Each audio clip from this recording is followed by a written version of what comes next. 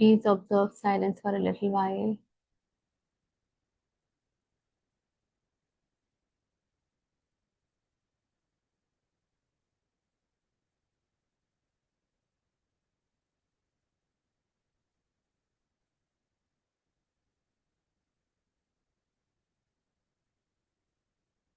Get centered, get grounded.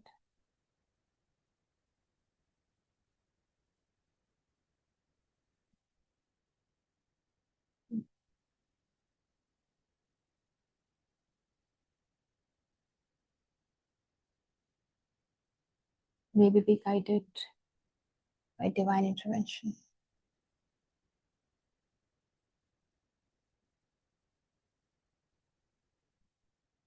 नमस्कार सभी को। सो 17वां अध्याय और श्रद्धा के विषय में आरंभ हुआ था, और कृष्ण में बता रहे थे कि कैसे श्रद्धा जो है वो राजसिक, तामसिक और अ, सात्विक होती है। फिर भोजन पर गए, उसके बाद उन्होंने यज्ञ के विषय में कहा। आज अब हम हमें लेके जा रहे हैं वो तप समझने के लिए। तप जो कि हमारे जीवन का एक बहुत महत्वपूर्ण हिस्सा होता है, खास करके जो साधक हैं, जो योगी हैं, उनके लिए बहुत महत्वपूर्ण है। क्योंकि जब हम कहते हैं तप कर कुंदन बनता है, कुछ भी जो पूरे अ, पूरी सृष्टि में कुछ महिमा लिए हुए है, अपने में कुछ विशेषताएं लिए हुए है, हर उस स्थान पर आपको किसी न किसी प्रकार का तप दिखेगा। चाहे वो लोहा हो, सॉरी, चाहे वो हीरा हो, जब वो तपता है तब वो, कोयला तपता है तो हीरा बनता है। चाहे वो सोना हो, सोना में से यदि इम्प्योरिटीज ना निकाली जाए, उसे ना तपाया जाए, तो it is not of that value. इस ये तो भौतिकी बात हो गई। In fact these are the reasons also why they are revered so much. जीवन पे यदि हम आ जाते हैं तो जब भी हम कहते हैं ना कि अ, दुख जो है हमको उत्कृष्ट बनाता है, हमारे भीतर चेतना जगाता है, हम हमें आध्यात्मिक बनाता है। ये हमारी बहुत दुविधा है और दुर्भाग्य है कि हमें चैतन्य होने के लिए दुख की आवश्यकता पड़ती है। जब कबीर कहते हैं दुख में सुमिरन सब करे, सुख में करे ना कोय। जो सुख में सुमिरन कहे करे तो दुख का हो को होए। तो ये तो बहुत स्पष्ट है ना कि यदि सुख में भी सुमिरन किया तो ऐसी कोई स्थिति होगी ही नहीं जिसमें दुख ना हो। माने आपका मन ऐसा हो जाएगा जो अब दुख में नहीं जाएगा। Not that the situations will not do their dramas, but आप इतने स्थित प्रज्ञ हो जाएंगे कि अब आपको दुख की प्रतीति नहीं होगी। आप सुख दुख से परे निकल जाते हैं। लेकिन ये हमारी विडंबना है, हमारा दुर्भाग्य है कि हम बिना दुख के उस ओर दृष्टि ही नहीं करते हैं। हमारी दृष्टि अध्यात्म की ओर जाती ही नहीं है। वो कुछ ही विशिष्ट चेतनाएं हैं जिन्होंने जन्म लिया, और क्योंकि वो उनकी यात्रा पूर्व जन्म से ही बहुत हो चुकी है, प्रगाढ़ है, या फिर वो धरती पर आते ही हैं मानव चेतना को और सजग बनाने के लिए, मार्गदर्शन के लिए, हमारे भीतर चैतन्यता लाने के लिए।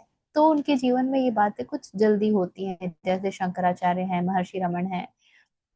तो वहां पर आपको ये बातें काफी कम उम्र में दिख जाती हैं। लेकिन ज्यादातर हम जो हैं, हमारे जीवन में ये बिना दुख के प्रहार के होता नहीं। इसलिए तप का हमारे लिए बहुत महत्व हो जाता है। तप को यदि हम तप रूप समझ पाए तो ये बहुत बड़ी कृपा है। ज्यादातर जीवन में जब दुखों का ताप आता है, that heat that you can't tolerate, वहीं से शब्द तप आया है। जब ताप बढ़ जाता है, और जब ताप ऐसा बढ़ता है कि वो संभाले नहीं संभल रहा है, it is showing that there is something wrong in the system, उस ताप को हम ज्वर कहते हैं। fever. But otherwise, when the tap of dukha increases, we undergo this process of tapa. अब उसको हम किस प्रकार से एंड्योर करते हैं, उस प्रक्रिया से किस भाव से गुजरते हैं, हमारी रिजिलियंस कितनी है, हमारी सहन शक्ति कितनी है, हमारी भक्ति कितनी है, हमारा समर्पण कितना है, क्या हम उसको उसी रूप में ले पा रहे हैं या नहीं ले पा रहे हैं। ये कुछ बड़े महत्वपूर्ण प्रश्न हैं, क्योंकि ये हमारी पूरी आध्यात्मिक यात्रा को ना शेप देने की ये रखते हैं, कैपेबिलिटी रखते हैं। So with this understanding, let us enter into the next three shlok of chapter 17, अध्याय 17। और अभी कृष्ण हमें तप की परिभाषा बता रहे हैं और कहते हैं कि तप जो है वो 3 स्तरों पर होता है, 3 प्रकार से होता है। एक है शारीरिक तप, दूसरा है भाषा का तप, और तीसरा है, भाषा नहीं बोलना चाहिए, वाणी बोलना चाहिए, वाणी का तप, और तीसरा है मन का तप। और फिर वो बताते हैं कि सात्विक तप कौन सा है, तामसिक तप कौन सा है और राजसिक तप कौन सा है। तो पहले हम इन तीनों तपों को समझते हैं, ठीक है ना। तो 14वां पढ़ेंगे शिव जी। हाँ जी, 14वां पढ़ रहे हैं। देवद्विज गुरु प्राज्ञ पूजनम शौच मार्जवम ब्रह्मचर्यमहिंसा च शारीरं तप उच्यते। देव, द्विज, गुरु, प्राज्ञ। जो देव है, जो द्विज है, जो गुरु है, और जो प्राज्ञ यानी वाइज मैन, जो जिनकी बड़ी बुद्धि प्रखर है, पूजनन, उनका पूजन, शौचम, प्योरिटी, आर्जवम, आर्जवम कहते हैं सरलता को, स्ट्रेट फॉरवर्डनेस को, ब्रह्मचर्य, अहिंसा, च शारीरम तप उच्यते। ब्रह्मचर्य और अहिंसा, इनको शरीर का तप कहा जाता है। Worship of the devas, the twin born, twice born, the gurus and the wise, purity, straightforwardness, brahmacharya, and non-violence are called the austerity of the body. So he has given us 1, 2, 3, 4, 5, 6, 7, 8. 8 characteristics, 8 लक्षण बताए हैं जो शरीर के तप की होती है। देव पूजन, देव पूजन माने क्या? देव के विषय में हम कई बार बात कर चुके हैं ना, कि देव क्या, देव माने क्या। देव यानी दैवीय गुण। दैवीय क्या होता है? तो शॉर्टकट में चैप्टर 16 को, अध्याय 16 को रेफर करेंगे दैवीय गुणों के लिए। लेकिन अगर संक्षिप्त में समझना हो तो वो जो दिव्यता लिए हुए हैं उसे हम दैवीय कहते हैं। तो दिव्यता कहाँ है, कैसे जाने कि क्या दिव्यता लिए हुए है जिसकी पूजा करने को कृष्ण कह रहे हैं? ये बहुत मजेदार है। यदि हमारे पास सही भाव है, यदि हमारी बुद्धि शुद्ध है, तो हमें दिव्यता प्रति क्षण हर चीज में दिख सकती है। हमें दिव्यता दिख सकती है सूर्य के उगने में, हमें दिव्यता दिख सकती है वर्षा होने में, हमें दिव्यता दिख सकती है कि हम सुबह उठे हैं, अरे हमारी श्वास चल रही है। हमें दिव्यता दिख सकती है कि इस शरीर का सारा तंत्र स्वतः ही चलता है। कितनी अपूर्व घटना है। हमें दिव्यता दिख सकती है कि जीवन कितना कठिन हो सकता था, लेकिन उसकी कितनी अनुकंपा है। हमें दिव्यता दिख सकती है कि देखो हमारे जीवन में कितना कुछ ऐसा है जो हमें आध्यात्म की ओर धकेलता है। हमें दिव्यता इस बात में भी दिख सकती है कि देखो, ये जो निंदक मेरे सामने बैठा है, ये मुझे बता रहा है कि मेरे भीतर अभी भी कुछ है जो आहत होता है, यानी अहंकार अभी भी विद्यमान है। तो जरा उसकी ठुकाई करो। नल से पानी भी आया तो वो दिव्यता है, यदि आपके भीतर वो भाव है। आपने पौधों को देखा, आप रुके कभी, आप आप उनके निकट गए, उस भाव से उनका स्पर्श किया, उनको छुआ, उनसे वार्ता की। यदि कर सकते तो वहां भी दिव्यता दिखती है ना। कितनी आनंद की बात है कि अरे हम बातचीत कर पाते हैं, हम एक दूसरे को अपने भाव बता सकते हैं। तो दिव्यता प्रति स्थान पर है, प्रति क्षण है। देखने वाली आंख चाहिए। तो कह रहे हैं कृष्ण, दिव्यता के सामने नमन करो। क्यों करें नमन? जितनी बार आपको दिव्यता दिखती है और आप जितनी बार नमन करते हैं ना, आपके भीतर का जो वो भाव है जो दिव्यता को अनुभव करता है, वो प्रगाढ़ होता जाता है। Yes, state of awareness. And going even taking it even further, more you are in that bhava, more you are able to experience a beautiful, एक अवाकनेस है ना। आपके भीतर एक सरलता स्वतः बनेगी। आप देखेंगे कि आपके अंदर की जटिलता खत्म हो रही है, कहीं गायब हो गई है। आपको चीजों में जटिलता दिखनी बंद होने लगेगी। सामने वाला क्रोध से आएगा, आपको चार बातें बोलेगा और आप देखोगे कि बेचारा कितना त्रस्त है, कैसे क्रोधित हो रहा है। आपको उसके क्रोध पर क्रोध कभी नहीं आएगा।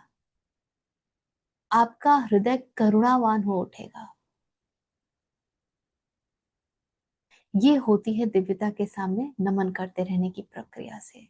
तो ये सारी विधियां हैं, इनको आप विधि रूप जानिए। कृष्ण हमको शॉर्ट तरीका बता रहे हैं कि देखो, these are the ways that you can bring in that भाव। लोग सबसे ज्यादा तो यही फंसते हैं, अरे मुझे पता है कि वो ईश्वर है, मैं भाव कहाँ से लाऊं? How do I experience gratitude? The moment you start to recognize that this is wonderful and you are so blessed to experience this, वो भाव आने लगेगा। और I'll come to you and इसीलिए perhaps हमारी संस्कृति इतनी सुंदर है कि इसने हमको हर जगह नमन करना सिखाया। हम सुबह उठते हैं, सूर्य को नमन करते हैं, हम दिन को नमन करते हैं कि आज फिर से प्रातः हुआ, और उस प्रातः में हम चेतनावस्था में हैं, हम उसे अनुभव कर सकते हैं। हम स्नान करते हैं तो हमारे पास मंत्रोच्चार है, वो स्नान को भी विशिष्ट बना देता है। उसमें भी एक अवेयरनेस की खुशबू आ जाती है। हम भोजन करते हैं, हम भोजन को पहले नमन करते हैं, ग्रहण करने से पहले हम धन्यवाद देते हैं अन्नपूर्णा का, जिनकी कृपा से हमारा पेट भरा हुआ है। हम काम करने जाते हैं, वहां हम लोगों को नमन करते हैं। हम हम तो पशु पक्षियों पेड़ पौधों सबको नमन करते हैं। So much so कि we have celebrations dedicated to them, क्योंकि आम मनुष्य इन बातों को समझ नहीं पाता, उसकी प्रगाढ़ता नहीं जान पाता। तो कृष्ण ने, तो हमारी संस्कृति ने विधियां बना दी कि देखो, गौ माता के सामने नमन करना है। देखो, नाग पंचमी है, नाग के सामने नमन करना है, and so on and so fourth. तो बड़ों के पांव छूना है। क्या जरूरत है कि घर में रह रहे रोज माता पिता के पांव छूओ? वो उनके लिए नहीं है, वो आपके भीतर उस भाव को प्रगाढ़ करने के लिए, उजागर करने के लिए। इसलिए कह रहे हैं कृष्ण, देवों का पूजन करें, दिव्यता का। तो इसको ऐसे भी देख लीजिए कि दिव्यता का पूजन करें। हमेशा देव इन द सेंस ऑफ देवता न ढूंढे, देवता शब्द का प्रयोग नहीं किया गया है। देव शब्द का लिटरल मीनिंग है दैट विच शाइन्स, जो दिव्य है वही चमकता है ना, जो दिव्य है। So try and see that दिव्यता एवरीवेयर। चलिए अल पॉज, आप बताइए, आप कुछ कह रही थी। Why do we stay in that zone only for a little period of time? How can we stay in that forever? More and more you do, forever it becomes. That's what he's saying. इसीलिए विधियां है ना। Find out every moment। कुछ नहीं होता तो जैसे कि हम बहुत सिंपल रूल्स के लिए बोलते हैं, जब आप न्यूट्रिशनिस्ट के पास जाएंगे तो वो कहेगा कि देखो तुम पानी पीना भूल जाते हो ना, हर 1 घंटे का अलार्म लगा लो, हर 1 घंटे तुमको आधा ग्लास पानी पी लेना है। जो लोग कंप्यूटर पे बहुत काम करते हैं उनको बताया जाता है कि तुम हर आधे घंटे का अलार्म लगाओ, तुमको हर आधे घंटे में उठना है, स्ट्रेच करना है। तो अपने अलार्म्स बनाइए। आप जब पुस्तक को भी लेते हैं तो उसे क्यों नहीं प्रणाम करते? कितनी दिव्यता की बात है ना कि वो पुस्तक आपके समक्ष है, जिससे आप कुछ ज्ञान ग्रहण करने जा रहे हैं। ठीक है। देन ही सेज, द्विज के सामने नमन करो। द्विज कौन है? द्विज का मतलब होता है ट्वाइस बॉर्न, दोबारा जिसका जन्म हुआ। ओशो बहुत सुंदर तरीके से कहते हैं, ओशो कहते हैं कि हम पहला जन्म हमें शरीर रूप में हमारी शारीरिक भौतिक माता ने दिया। तो ये तो शरीर एक भौतिक पिंड है। दूसरा जन्म हम स्वयं को देते हैं, माने दूसरा जन्म हमारा तब हो रहा है जब हमारी चेतना का जन्म होता है, जब हम चैतन्य हो जाते हैं, जब हम स्वयं को इस शरीर और मन से पृथक देख पाते हैं और उस आत्मन में लीन हो पाते हैं। अब कह रहे हैं जहां भी द्विज दिखें उनको नमन करो। क्यों नमन करो? इसलिए नमन करो क्योंकि जो द्विज है ना, वो तुम्हें बताता है कि देखो तुम्हारे भीतर भी वही चेतना है, वही संभावनाएं हैं। वो तुम्हारे लिए प्रेरणा का स्रोत बनता है। वो तुम्हें बताता है, not by words but by there being, कि आध्यात्मिक हो जाना क्या है, कितना मूल्यवान है ये। क्यों इसको बिल्कुल हल्के में मत लेना कभी। वो ये बताता है। तो जब आप अ, एक द्विज के समक्ष नमन करते हैं तो अपनी चेतना के प्रति भी आप सजग हो पाते हैं। ये एक बहुत बड़ा फैक्टर है, क्योंकि स्पेशली क्या होता है ना हमारे जीवन में, हम जब लोगों को बहुत ऊंचाई पर बिठा देते हैं ना, अगरबत्ती दिखाने लगते हैं, बस हमने कह दिया कि वो तो इतने विशिष्ट हैं, हम तो कुछ कर ही नहीं सकते, हम देखो हम कहाँ वो कहाँ, उनकी जीवन यात्रा हमारी जीवन यात्रा। So we close that door for ourselves. पर यहाँ कह रहे हैं कि प्रति क्षण जब देखो तब उस भाव को जानने का प्रयास करो। जैसे देख देख करके हमारे भीतर कुछ होता है ना कि हम भी वो कर लें। रोल मॉडल्स बनाने की जो प्रक्रिया है बहुत साइकोलॉजिकल है। अगर आपके पास जीवन में रोल मॉडल्स नहीं है तो आप किस रास्ते जा रहे हैं आपको भी पता नहीं चलेगा। You don't have to copy the role models, but they become the inspiration because of the kind of struggles they also had, and you also have. एक बड़ी मजेदार कहानी है। कहते हैं कि एक बार एक व्यक्ति जंगल में गया, शेर का शिकार कर कर लिया उसने, शेर को मार दिया, शेरनी को भी मारा। जैसे ही मारा उसे पता चला अरे इसके दो बच्चे हैं। बच्चों को घर ले आया कि बच्चे नहीं छोड़ने चाहिए। एक बच्चा भी मर गया, अब एक बचा। अब ये जो बच्चा शेर का बचा वो बिल्कुल पालतू हो गया, शाकाहारी भी हो गया, क्योंकि उसे वही सानिध्य मिला। बड़ा हो गया, लेकिन सबके साथ घूमता फिरता पूरे गांव में, बड़ी सरलता से, किसी को ऐसा नहीं प्रतीत होता था कि ये शेर है, इससे मुझे डरना चाहिए। फिर एक दिन ऐसा हुआ कि शिकारी साथ में बैठा हुआ था, कुछ हुआ, उसका पाँव वगैरह कट गया, खून गिरा, शेर ने उसे चाट लिया। अब शेर को पता चल गया कि खून का स्वाद क्या होता है, और उसके भीतर कुछ था जो दहाड़ने लगा। शेर को उसका शेर होना पता चल गया। ये होता है जब हम नमन करते हैं, हमें हमारा चैतन्य रूप का, उसके होने होने का कुछ खबर मिल जाता है, कुछ चिट्ठी हमारे पास पहुंच जाती है।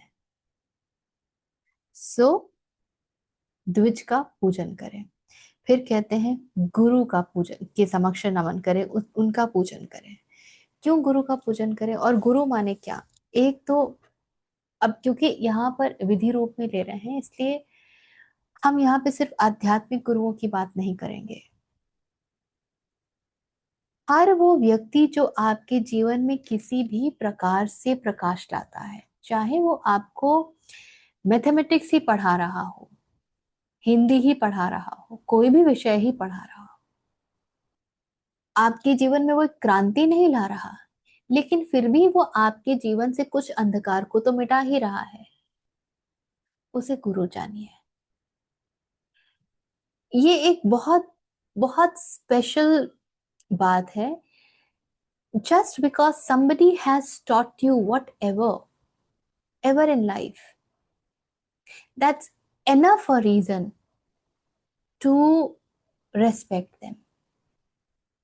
हम लोगों की दुविधा ये होती है ना, हम उनके जीवन में घुस जाते हैं, अरे क्या यार, ये तो देखो कितना पार्शियलिटी करते हैं, इनको पता है, इनका पर्सनल लाइफ पता है, वाइफ के साथ कैसा झगड़ा है, बच्चों की सुनते नहीं, हिटलर हैं घर के ये, वही हिटलर गिरी क्लास में दिखाते हैं।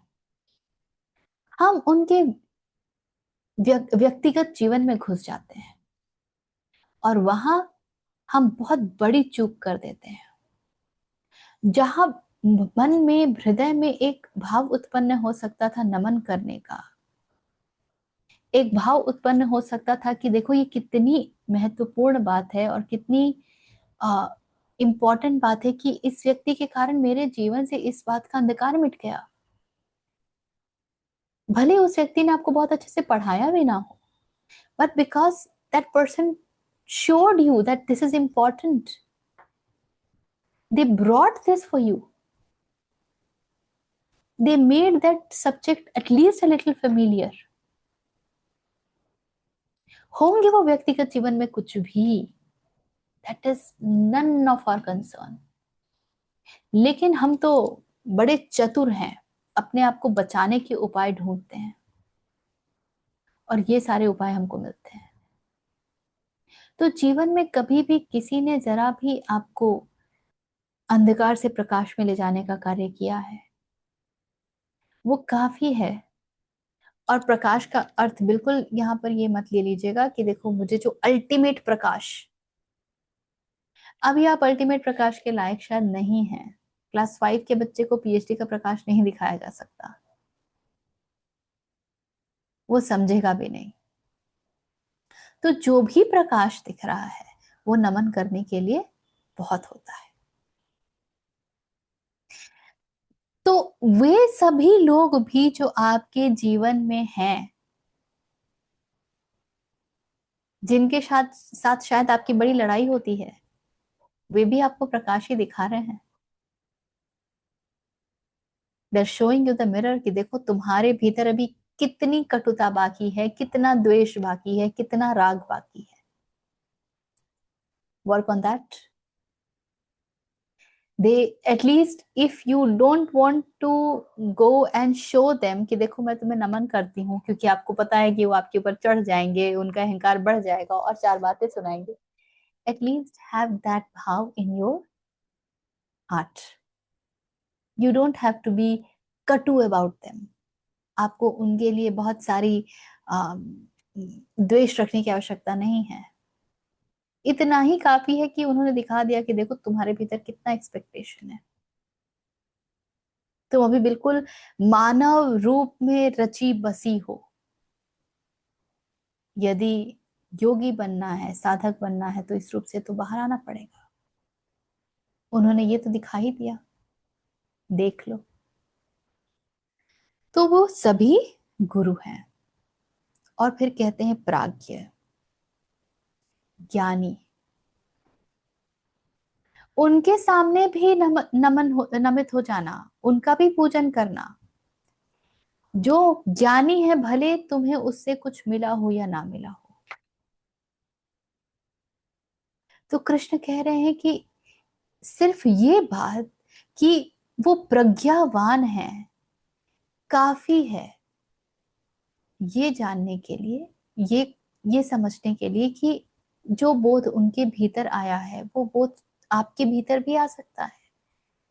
इतना कारण काफी है नमित होने के लिए।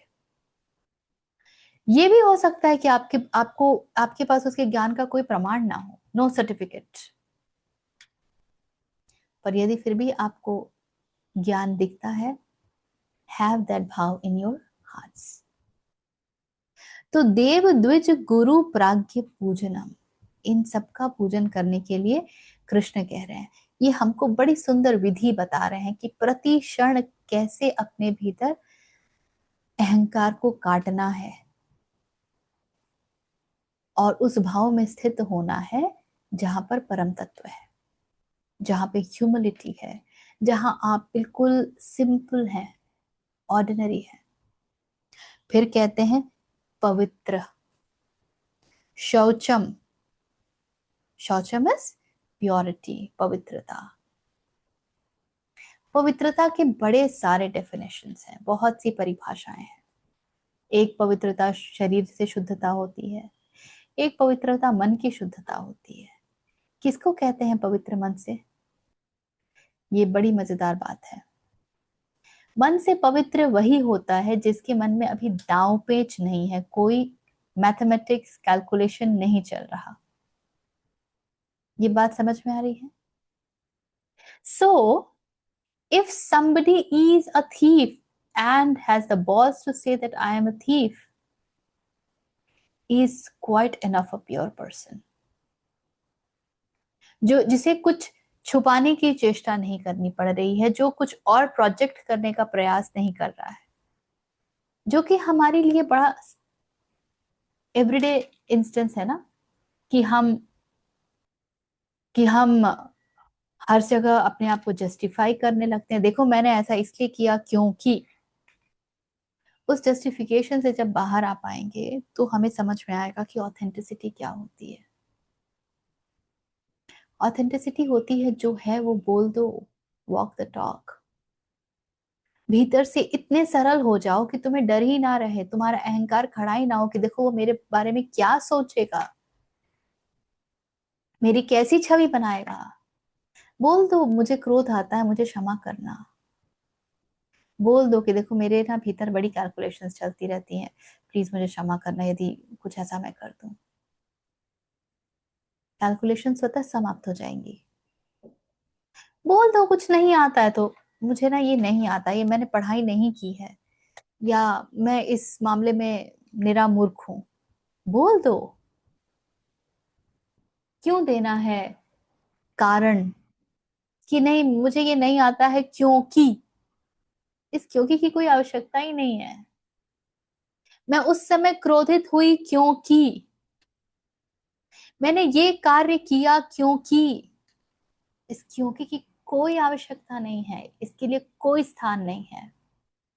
जब इस क्योंकि से निजात पाएंगे ना, तब समझना कि पवित्रता हमारे भीतर प्रविष्ट हो रही है। और क्योंकि हो सकता है, क्योंकि के होने में कोई बुराई नहीं है। मैं देर से आई क्योंकि बस लेट थी, मेरा कर्तव्य था कि मैं थोड़ा जल्दी का बस पकड़ूं। अगर मुझे वहां पहुंचना इतना अनिवार्य था, तो मैं बस लेट हूं इतना ही काफी है। बस लेट से आई, बाढ़ था, ये था वो था, everything is immaterial. Yes, no one cares about them. It's only we feel that we have justified, because we feel that once we justify, they will accept us with these fault. पर अगर आपको पता चले तो आपके पीठ पीछे बोलने वाले हैं, अरे ये तो हमेशा ही देर करता है, इसको तो always they have the reason, छोड़ो ना, डजंट मैटर। पीछे यही बातें होती हैं। और अगर आप में इतनी पवित्रता है कि आप बोल दे कि हाँ, मैं देर हूं, मुझे क्षमा कर देना, आप लोगों ने मेरे लिए प्रतीक्षा किया, मुझे बहुत बहुत धन्यवाद, लेट्स स्टार्ट। और क्योंकि ये आपके आदत में नहीं है कि आप हमेशा देर से आते हैं, तो आपके लिए जो बातचीत होगी वो कुछ हुआ होगा। कहाँ ये हमेशा हमेशा तो समय पे होते हैं, कभी कभार तो वह जीवन है, कुछ ना कुछ हो ही जाता है। तो जिस छवि को बचाने के लिए ये क्योंकि का प्रयोग हम करते हैं ना, वो छवि वैसे भी कभी है नहीं बची हुई, वो कभी होती नहीं है। लेकिन हम अपने आप को बड़ा संतुष्ट करते हैं ये बता के कि ऐसा है क्योंकि। तो कृष्ण कहते हैं भाई उसके आगे निकलो, शौचम, एंड देन ही सेज आर्चवम। देखिए ये बिल्कुल पंक्ति में चल रही है, दे आर इन अ क्रम, नॉट पंक्ति बट इन अ क्रम इन दी सीरियल। जब आप नमित होना शुरू करते हैं, आप सबसे पहले दिव्यता के सामने नमित होना सरल पाएंगे। जहां भी दिव्यता है वो समझ आए तो उसके सामने नमित होना सरल है। उसके बाद द्विज के सामने नमित होना सरल है, फिर गुरु के सामने नमित होना सरल है। जब आप दिव्यता के सामने फिर द्विज के समक्ष नमित होने लगेंगे, तो आपको गुरु के समक्ष नमित होना सरल लगेगा, और फिर प्राज्ञ के समक्ष नमित होना सरल लगेगा। आपके सामने सीधे सीधे दिव्यता द्विज आ जाए और आपको नमित होने का कोई अनुभव नहीं है, आप तो कभी हुए ही नहीं, तो आप दिव्यता के सॉरी द्विज के समक्ष भी नमित नहीं होंगे। क्या है ये, ठीक है, होगा कुछ। और इसलिए वो कहते हैं इन सब के पश्चात शौचम, और फिर कहते हैं आर्जवम। जो व्यक्ति पवित्र हो जाएगा, सरलता उसके भीतर स्वतः आ जाएगी। या यूं कहें कि जो व्यक्ति सरल नहीं है वो पवित्र हो ही नहीं सकता, ये बिल्कुल सहचर है, साथ चलेंगी। आपके अंदर यदि बड़ा सारा गणित है, तो आप पवित्र तो है ही नहीं, अब सरलता कहाँ बचेगी। आपके अंदर यदि बहुत सारा लॉजिक चलता रहता है ना कि देखो ये तो ये तो ये तो ये, कहाँ बचेगी सरलता। I remember my college days, बाप रे, just like a chess game. अगर मैं कुछ करने जा रही हूँ ना, तो उसके 4 स्टेप आगे का मेरे पास लॉजिकल रीजनिंग होता था। मैं ये कहूंगी तो सामने वाला ये कहेगा, सामने वाला ये कहेगा तो मैं ये उत्तर दूंगी, ये उत्तर दूंगी तो सामने वाला ये कहेगा, तो ये कहेगा तो फिर मैं ये उत्तर दूंगी। I used to be that complicated. हमें लाइफ को कॉम्प्लेक्स बनाने में बड़ा आनंद आता है, हमें लगता है कि हम हैं, हमने किया। तो कह रहे हैं कृष्ण सरलता। फिर कहते हैं ब्रह्मचर्य।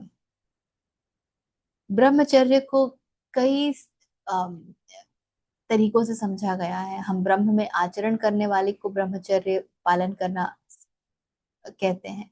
लेकिन कोई भी व्यक्ति बिल्कुल डे वन से ब्रह्म में आचरण तो कर पाता नहीं है, अभी तो वो प्रोसेस है, वर्क इन प्रोग्रेस है। तो फिर उसके लिए ब्रह्मचर्य का क्या अर्थ है? Does it mean celibacy? No, it doesn't mean even celibacy. ब्रह्मचर्य मन की वो अवस्था है जब आप काम वासना से अट्रैक्ट ही नहीं होते, या तो आपने उसको अनुभव कर लिया है और आप समझ गए हैं कि ये शरीर से ज्यादा का कुछ खेल है नहीं, और आपके भीतर ये किसी प्रकार से कुछ ऐसी गुण वृद्धि नहीं करती है, या फिर आप वैसे ही समझ गए हैं क्योंकि आपने इतना शायद स्वाध्याय किया है, इतना ध्यान में बैठे रहे हैं, आपका आपके मन का रेचन हो गया है, you have become master of your mind, your hormones, तो ब्रह्मचर्य घटित हो जाता है। तो ब्रह्मचर्य और इसपे जैसे कि गप मार करके कि देखो ऐसे ऐसे, वो नहीं होता है, क्योंकि बॉडी हैज अ प्रोसेस। अगर हार्मोनल सिक्रीशन है तो है, only if you have learned the art of being the drishta, being the witness, then you can go beyond it. And even if it is about getting into the process, experiencing it, अगर आप इसको अनअवेयर्ड state में experience कर रहे हैं, you will not be able to go beyond it. Awareness is the necessity या prime condition.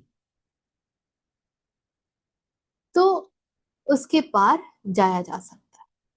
उसके बाद कहते हैं अहिंसा, नॉन वायलेंस। बहुत मजेदार घटना है। ये जितनी भी वासनाएं हमारे भीतर हैं, और एक स्तर पर तो मैं ब्रह्मचर्य को सिर्फ काम वासना से जोड़ना पसंद भी नहीं करूंगी, मैं तो इसको वासना से ही जोड़ूंगी। हर प्रकार की वासना आपके ब्रह्मचर्य में बाधा है।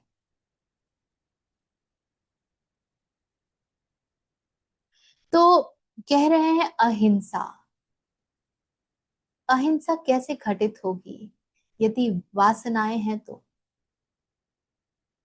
क्योंकि जब वासनाएं हैं तो उनकी पूर्ति करने में कुछ ना कुछ हम ऐसा करते हैं विच इज अबाउट मी। मेरी वासनाएं है ना, मेरी इच्छाएं हैं, मुझे ये चाहिए। when I becomes bigger, अहिंसा घटित नहीं हो सकता।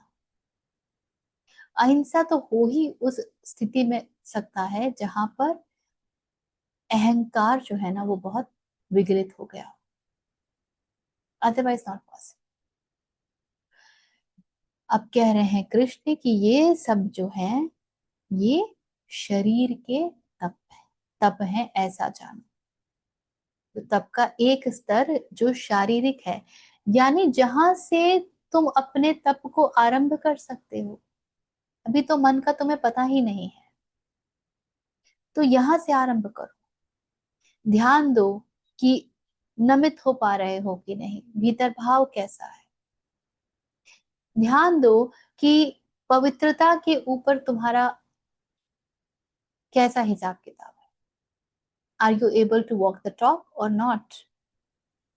ध्यान दो कि सरलता तुम में कितनी है, तुम्हारे कार्य जो है वो सरलता से निकलते हैं या तुम्हारे कार्य जटिलता से निकलते हैं, अहंकार से निकलते हैं, वासना से निकलते हैं। तो उनको इनको ये कहते हैं कि ये सब ऑफ द बॉडी है। 15वां। अच्छा ऋचा जी, एक बात बताइए, मेरे को एक पूछना था आपको।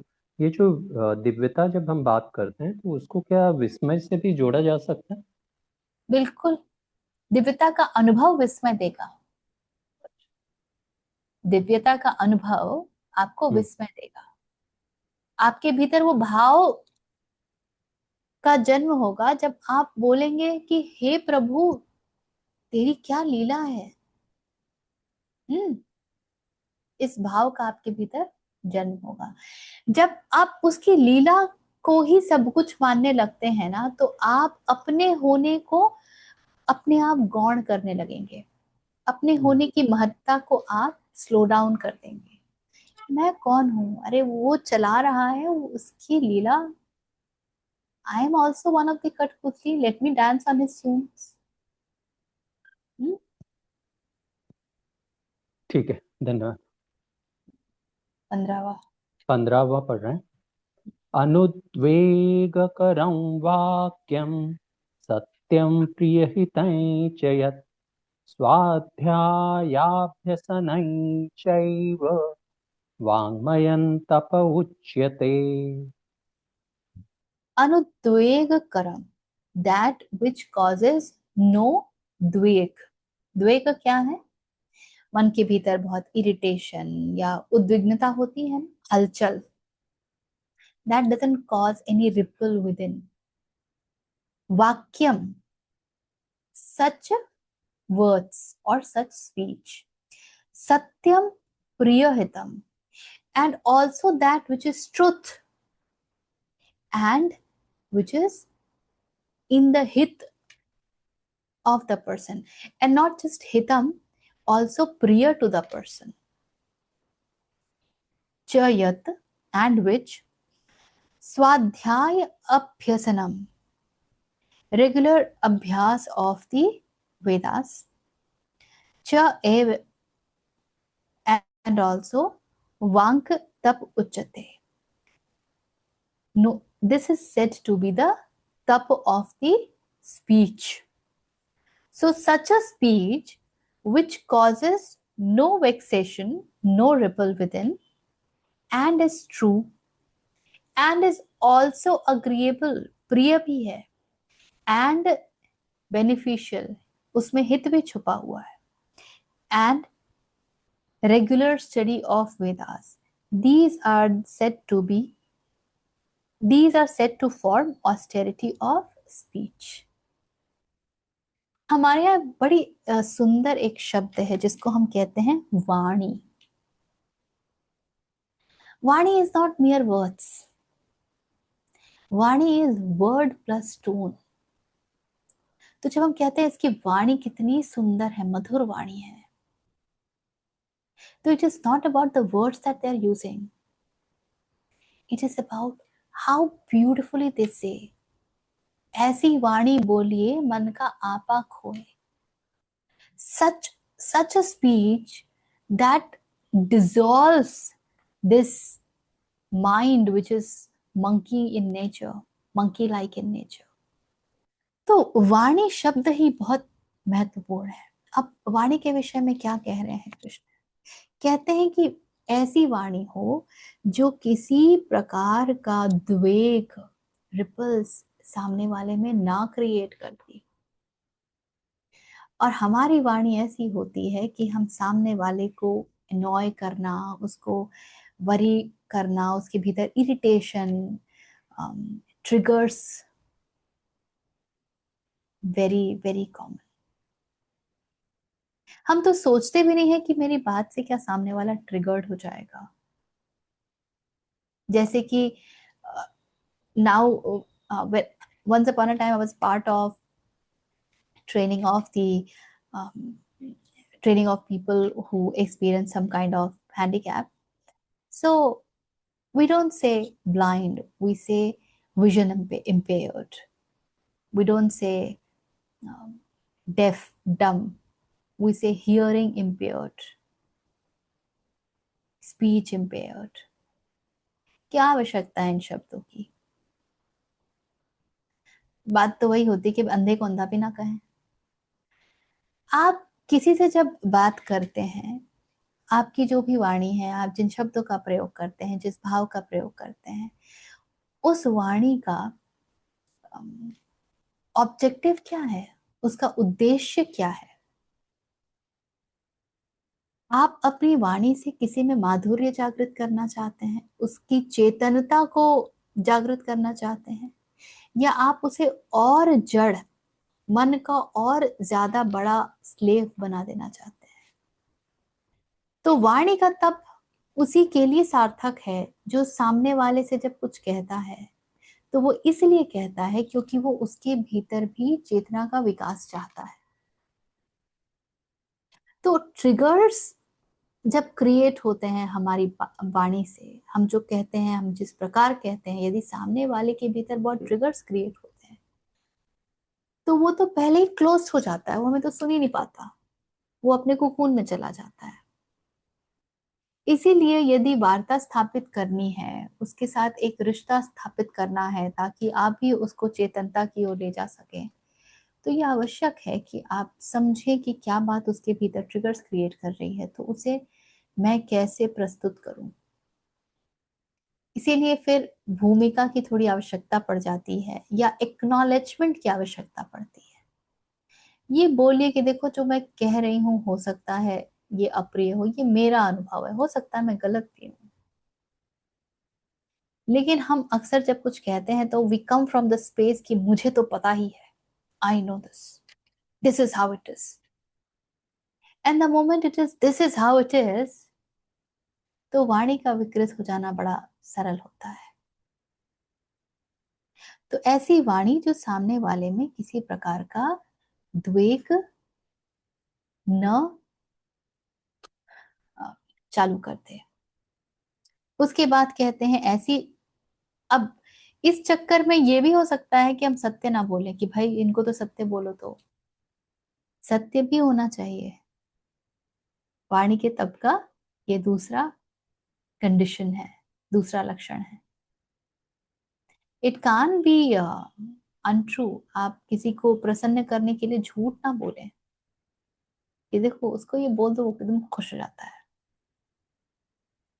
Don't do that. फिर कहते हैं प्रिय भी हो और हितकारी भी हो।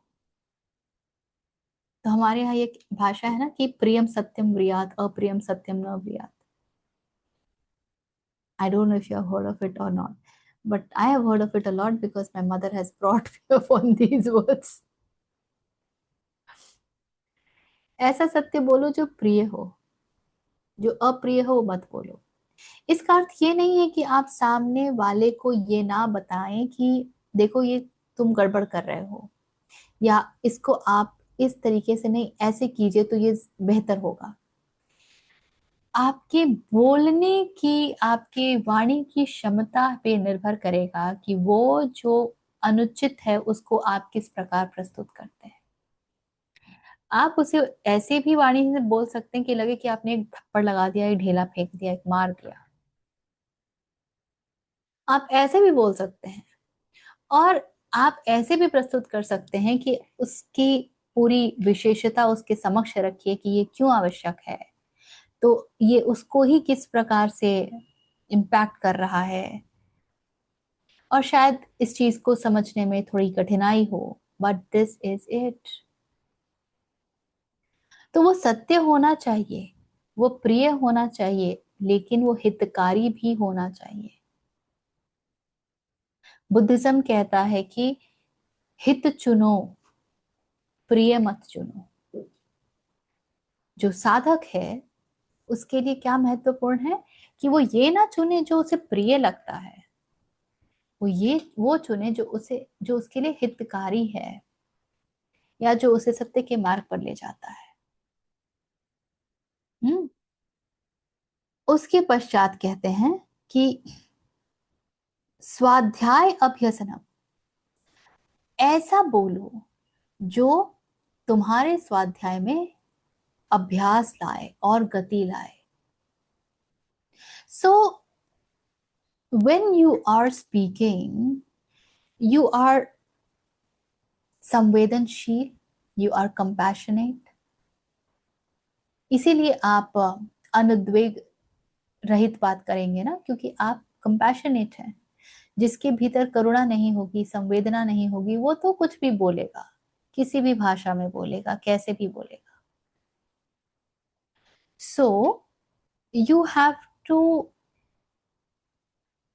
बी, आपकी वाणी ऐसी हो जो आपको और ज्यादा शास्त्रों के निकट लेके जाए। यानी आप वही बातें कर रहे हैं जो आपको जो जो आपको अध्यात्म के मार्ग पर आगे लेके जाती है।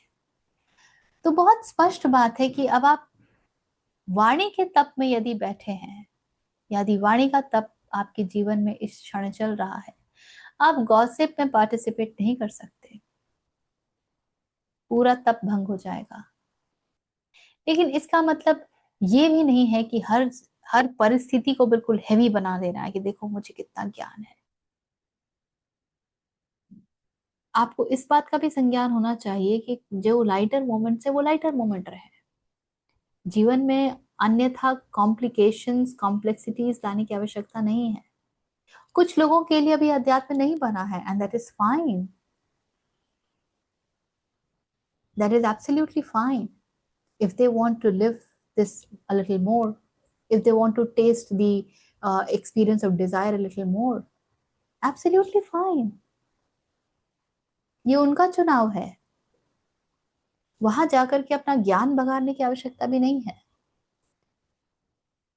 लेकिन वाणी का तप ये कहता है कि अब आप उनको जज भी नहीं करेंगे, अब आप उनके लिए कटु वचन भी नहीं कहेंगे। हम्म? अब आप उनको क्रिटिसाइज भी नहीं करेंगे। ठीक है, तो ये लक्षण है वाणी के तप के। 16वां। 16वां। मनः प्रसाद सौम्यत्वम् मौनमात्मविनिग्रहः भाव संशुद्धिरित्येतत् तपो मानसमुच्यते। मनः प्रसादः, इसका जो ट्रांसलेशन मैंने जितना भी देखा, दे से सेरेनिटी ऑफ माइंड। जब मन, प्रसाद क्या होता है? प्रसाद वो होता है जिसे आप ग्रहण करके बहुत संतुष्ट होते हैं और शांत हो जाते हैं। सो मन प्रसाद इज सेरेनिटी ऑफ माइंड। सौम्यत्वम, जहां सौम्यता का तत्व हो। मौनम, साइलेंस हो। आत्म विनिग्रह, आत्म is not the Atman, it is the self with small S, तो सेल्फ कंट्रोल, यानी ईगो का निग्रह। भावम संशुद्धि, जहां पर आपके जो भाव हैं, आपकी जो मोटिव हैं, वो शुद्ध हो। इति एतत्, दस दीज आर तपः मानसम उच्यते, इन्हें कहा जाता है मन के तप।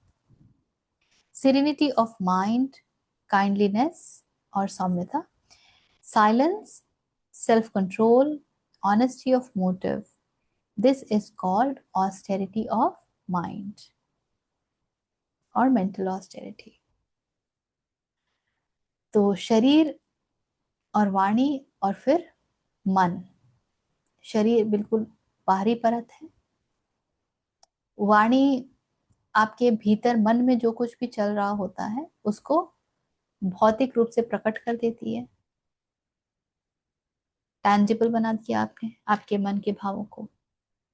और फिर तीसरा लेयर है वो मन का है। तो मन कब सीरीन होगा? जब, हाँ बोलिए शिव जी। जब आपको सुख दुख का अनुभव ही नहीं होगा, मन शांत होगा। हम्म, तो भीतर एक प्रसन्नता का भाव सतत चल रहा है, उसकी धारा सतत चल रही है। जब मन की ऐसी स्थिति होगी तो मन सीरीन होगा, शांत होगा। ये आरंभ ही कृष्ण कर रहे हैं इस बात से कि तुम्हें मन के पार जाना है। क्योंकि मन का तो अर्थ ही होता है वो जो डोलता रहता है ना सुख दुख में, जो चिंता करता है, जो भविष्य और भूत के बीच में नाचता रहता है। इस क्षण में तो मन की मृत्यु हो जाती है, जिसको हम प्रेजेंट कहते हैं। और कह रहे हैं कृष्ण सेरेनिटी ऑफ माइंड। तो क्या करना है? मन कैसे उस स्थिति में अवस्थित रहे जहां एक सतत धारा प्रसन्नता की बह रही हो। ये तब हो जाता है जब मन विगलित होने लगता है, जब मन अपने आप को किसी के पास समर्पित कर देता है, जब मन शरणागति हो जाता है, तो सेरेनिटी ऑफ माइंड। और फिर कहते हैं सौम्यत्वम, the element of Saumyata, kindness. जब मन शरणागति है, डिसॉल्व होने लगता है, वो अपने आप काइंड हो जाता है। उसके पास ऐसा कुछ है ही नहीं जिसके लिए वो तोड़फोड़ करे, हाय तौबा मचाए। फिर कहते हैं मौनम, ऐसा मन मौन में चला जाता है, उस मन के लिए मौन घटित हो जाता है। और हम सब जानते हैं कि जब मन मौन में जाता है तो उसी अवस्था को हम क्या कहते हैं? जब मन बिल्कुल मौन हो गया, अब वो आत्मा में डिसॉल्व हो गया। फिर कहते हैं आत्म विनिग्रह, जहां पर अहंकार का, इस मन का निग्रह है, उसके उसके ऊपर आप हैं। आप दृष्टा में इस प्रकार अवस्थित हैं कि यू आर द मास्टर। आप सेवक नहीं हैं, आप स्लेव नहीं हैं, मन आपका सेवक है, जो आप कहेंगे वही करेगा। हालांकि most of us have this experience कि मन तो हमारा कहाँ मानता ही नहीं है, हमसे अपनी इच्छा रूप कुछ ना कुछ करवाता रहता है। फिर कहते हैं भाव संशुद्धि, ऑनेस्टी ऑफ द, शुद्धि ऑफ द भाव। जो भी मोटिव है, भाव इज द मोटिव, जो भी मोटिव है, इंटेंट है, वो कैसा हो? बिल्कुल प्योर हो, शुद्ध हो। जब ये कुछ घटने लगता है जीवन में, तब कहते हैं कि आप मानसिक तप या मन के तप में उतरने लगते हैं। तो इन तीनों प्रकार के तपों का बहुत महत्व है, जहां जहां से आरंभ किया जा सके, ध्यान रखा जा सके। हालांकि बातें वही सब कुछ हैं, यही सब दैवीय गुण भी हैं। जब हम असुर और असुर की बात कर रहे थे, देवता और असुर असुर की बात कर रहे थे, आसुरिक प्रवृत्तियां और दैविक प्रवृत्तियां, सब वही बातें हैं, लेकिन कितने अलग अलग तरीकों से कृष्ण ने बताया है। चित्त जैसा है व्यक्ति का, उसके लिए वही समझना ज्यादा सरल होगा।